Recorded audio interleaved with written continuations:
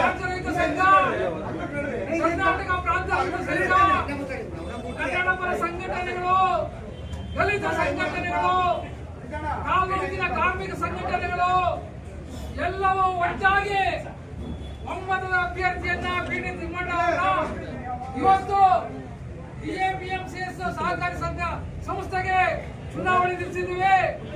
ದೊಡ್ಡಬಳ್ಳಾಪುರ ತಾಲೂಕಿನ ಪಿಎಂಸಿಎಸ್ ಮತದಾರರಲ್ಲಿ ವಿನಯಪೂರ್ವಕವಾಗಿ ನಾವು ಕೇಳ್ಕೊತೀವಿ. ಇದು ರಾಜಕೀಯದ ಒಂದು ವೇದಿಕೆ ಅಲ್ಲ, ಇದು ಸಹಕಾರ ಸಂಘ.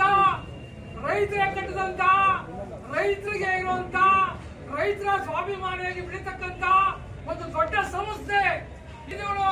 ಮತ್ತೆ ರೈತ ಹೋರಾಟಗಾರರು ಈ ಸಂಸ್ಥೆಯಲ್ಲಿ ಬಂದ್ರೆ ಈ ತಾಲೂಕಿನ ರೈತರಿಗೆ ಏನಾದರೂ ಸಹಾಯ ಆಗ್ಲಿಕ್ಕೆ ಸಾಧ್ಯ ಆಗಲಿಕ್ಕೆ ಇವತ್ತು ಮೂರು ಪಕ್ಷದವರು ಚುನಾವಣೆ ಸ್ಪರ್ಧಿಸಿದ್ದಾರೆ.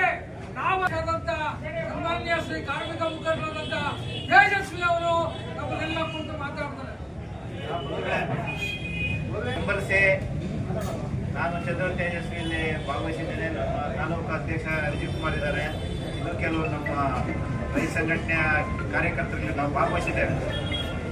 ಇವತ್ತು ಮುಖ್ಯ ರಾಜಕಾರಣ, ಮುಖ್ಯ ಪ್ರಮುಖರಾಗಿ ನಾಶ ಮಾಡಿಬಿಟ್ಟಿದ್ದಾರೆ.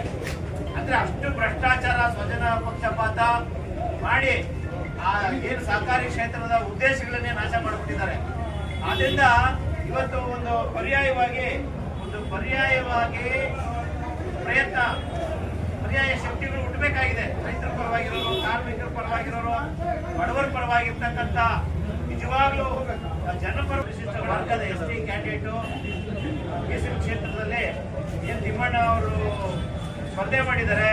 ಅವರಿಗೆ ಗೆಲುವು ಎಲೆಕ್ಷನ್ ಬಂದಿದೆ. ಅದಕ್ಕೋಸ್ಕರ ಇವಾಗೆಲ್ಲರೂ ನಾವು ನಮ್ಮ ರೈತ ಸಂಘದಿಂದ ಒಂದು ಕ್ಯಾಂಡಿಡೇಟ್ ಹಾಕ್ಬೇಕು ಅಂತೇಳಿ ನಾವೆಲ್ಲ ಕೂತು ಮಾತಾಡಿದಾಗ ನಮಗೆ ಸಿಕ್ಕಿತ್ತು ಒಂದು ಕ್ಯಾಂಡಿಡೇಟು. ಎಸ್ ತಿಮ್ಮಯ್ಯನವರು ಅಂತೇಳಿ. ದಯವಿಟ್ಟು ಇಲ್ಲಿ ಬಂದಿರತಕ್ಕಂಥ ಎಲ್ಲ ನಮ್ಮ ತಾಲೂಕಿನ